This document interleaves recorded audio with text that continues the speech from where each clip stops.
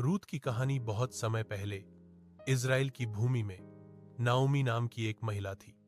Naomi, उसके पति और उनके दो बेटे मोआब देश चले गए क्योंकि इज़राइल में अकाल था। जब वे मोआब में रह रहे थे तो नाओमी के पति की मृत्यु हो गई। उसके दो बेटों ने मोआब की महिलाओं से शादी की। एक का नाम ओरपा और दूसरे का नाम रूत था। दुख की बात है कि लगभग 10 साल बाद नाओमी के दोनों बेटे भी मर गए।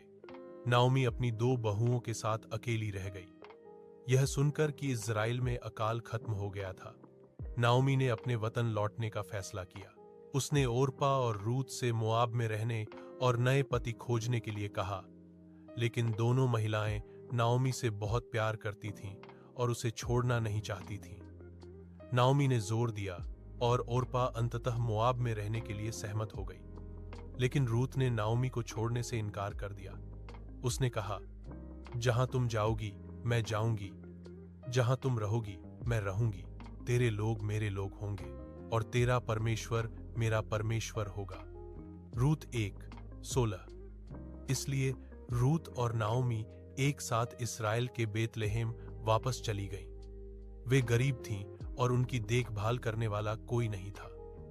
रूत ने उनके लिए भोजन प्रदान करने के लिए खेतों में बचे हुए अनाज को इकट्ठा करने का फैसला किया। वह हर दिन दयालु और धनी व्यक्ति बोअज के खेतों में कड़ी मेहनत करती थी। बोअज ने रूत की दयालुता और कड़ी मेहनत पर ध्यान दिया। उसने सुनिश्चित किया कि वह सुरक्षित रहे और उसके पास खाने के लिए पर्याप्त हो। नाओमी ने महसूस किया कि बोअज उसके दिवंगत पति का रिश्तेदार था, जिसका मतलब था कि वह उनके परिवार की मदद कर सकता है। नाओमी की सलाह पर रूत ने बोअज से उन्हें अपने परिवार के उद्धारकर्ता के रूप में देखभाल करने के लिए कहा। बोअज यह करने में खुश थे। उन्होंने रूत से शादी की और साथ में उनका एक बेटा हुआ जिसका नाम ओबेद था। ओबेद राजा डेविड के दादा बने, जिससे रूत इज़राइल के सबसे महान राजाओं में से एक की परदादी बनी।